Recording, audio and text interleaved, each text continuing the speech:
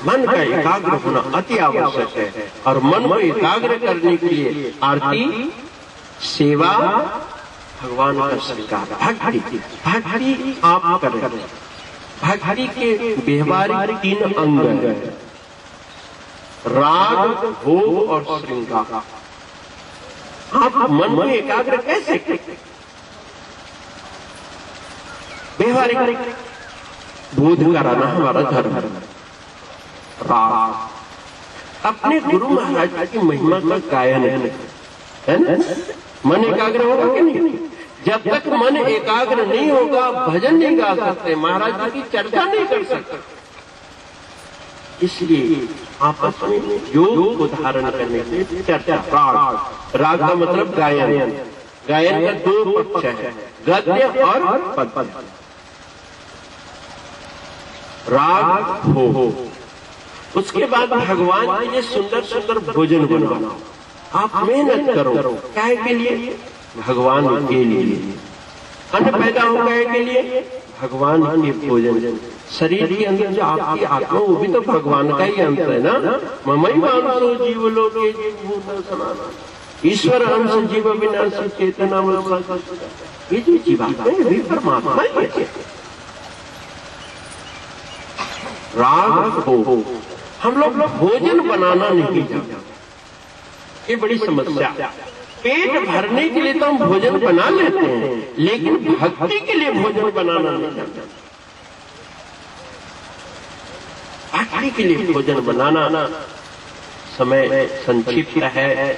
कबीर दास जी के एक गुरुमुख की थी माता, वो गोबर पाती थी और श्वास का जप, मुख का जप करती थी। और जब से इन कर्मेंद्रियों से वो एनर्जी निकलती, ऊर्जा, और वो ऊर्जा गोबर संचय करती। पड़ोसी निंदक की और उसने गोईठा बदल, और वो गुरुमुख जब अपना गोईठा इकट्ठा करने लगे, बड़ी खिन्न हो गई कि मेरे 5-10 गोईठे गायब हो गए। लड़ी, बहुत लड़ाई। ऐसा नहीं कि सिर फुटवो लो, वाक युद्ध हो रहा। भाई मेरे आप क्यों इतना बोलने का राइट तो हर एक को होना चाहिए, और है। कबीर दास जी बोले क्यों लड़ रहे हो तुम?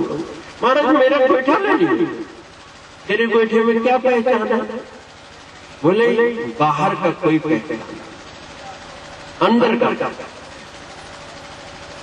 आप मेरे गोईठा को देखिए, इसके गोईठा को देखिए।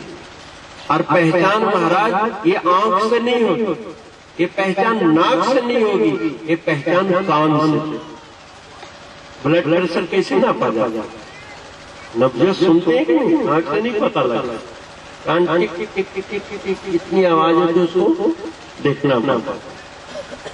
तो कुछ ज्ञान कान से ही हो। कबीर दास ने उसका 1000 गोकुलों को कान से सुना, फेंका। जिससे नाम की ध्वनि हो रही थी ना, उस गोईठा का लाला। आपके लोग कहते हैं हमारा घर वाला बात नहीं मानता, मेरी घरवाली बात नहीं मानती। अरे नाम जब करते हुए कर्म करो, देखो मानते हैं कि नहीं मानते। दोनों एक दूसरे को मानते, निश्चय माने। और अगर विवादित पुत्र है, आप उसके सामने जाओ तो मन ही मन जप करो। जप का इतना प्रभाव हमने देखा। एक योगेंद्र सिंह हमारे पंजाब में भक्त हैं, और लोग उन पर तांत्रिक प्रयोग कर दिए। वो नहीं मानते थे। लोग कहते थे कि नहीं चलो जादू मंत्र, बहुत मुसीबत होती है कई में। अब गुरुमुख को तो बहुत होती है। अब 10 रिश्तेदार का चलो ना फलाना ओझा भी, उसके साथ ऐसे ही वो चले गए। मार भीड़ हुई। 30 साल से उसकी गद्दी चल रही थी तांत्रिक। जब अंदर गया महाराज के दर्शन, वो मुझसे कहता अब ये है जीवित, तो कहने लगे मुझे कथलौर में रहते कि मैंने महाराज जी का ध्यान किया, हे परम प्रभु आज आपके नाम की परीक्षा है, आपकी परीक्षा नहीं, आपके नाम की परीक्षा है कि ये तांत्रिक अपने आप को 30 साल गद्दीधारी कहता है, और आज देखते हैं कि आपका नाम जीतता है कि इसका तंत्र जीतता है। वो मन ही मन श्वास का जप करने लगे, मन ही मन पंचाक्षरी मंत्र का जप करने लगे, और आधा 1 घंटे के बाद उसका जब नंबर आया तो अंदर गए और वो तांत्रिक बड़े आंख कान बंद करे, बड़ा गणना करे, आधा 1 घंटा लगा रहा। बोले ठाकुर जी, वहां राजपूत को ठाकुर जी कहते हैं, फिर जात से मतलब नहीं है, परंतु जो संबोधन है वो बोल रहा है, ठाकुर जी आपके विषय में मैं कुछ पता ही नहीं लग रहा, मैं बहुत दौड़ लगा रहा हूं। अरे तुम देखोगे कैसे मुझे, मनी मन बोले कल आइएगा, परसों आइएगा, कुछ नहीं पता लगा पाया। क्यों? तो उस तांत्रिक के चित्त वृत्ति को आकर्षित करने के लिए उसके अंदर कोई स्थान ही नहीं था, क्योंकि अंदर तो गुरु महाराज जी भरे हुए थे। भाई एक कोठी में चावल भरा हुआ है फंस के, और उस पर कोई भूसा डालना चाहे, जाएगा भूसा अंदर? या भूसा भरा हो किसी के अंदर, चावल डालना चाहिए? नहीं, हम लोगों के अंदर जो अज्ञानी है उसके अंदर भूसा भरा है, जो रोटी खाने के काबिल नहीं है, और जिसके अंदर चावल भरा है वो भूसा ग्रहण क्यों करेगा? सार सार को गहीरे और थोथा दे। ध्यान करने से आपके अंदर इतना विल पावर, इतना आत्म बल आ जाएगा कि आप कभी भी इतनी कुसंगति में क्यों न पड़ जाए, उनका असर नहीं पड़ेगा। हनुमान जी राक्षसों के बीच में गए कि नहीं गए?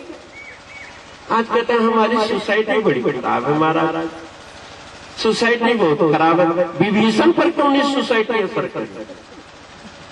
प्रहलाद जी पर सोसाइटी असर क्यों नहीं करी? हनुमान जी पर और सीता जी पर सोसाइटी असर क्यों नहीं करी? हमारे ऊपर सोसाइटी क्यों असर कर जाता? इसलिए कि हम उस जगह जाने से पहले अपने मानसिक भूमिका तैयार नहीं करते हैं। तो ध्यान के द्वारा मानसिक शुद्धिकरण होता है। यम नियम आदि की व्याख्या का समय नहीं है, लेकिन धारणा ध्यान, धारणा प्रत्याहार। बहुत लोग प्राणायाम पर बड़ा आजकल बल देते हैं, प्राणायाम करते हैं, लेकिन प्राणायाम सभी नहीं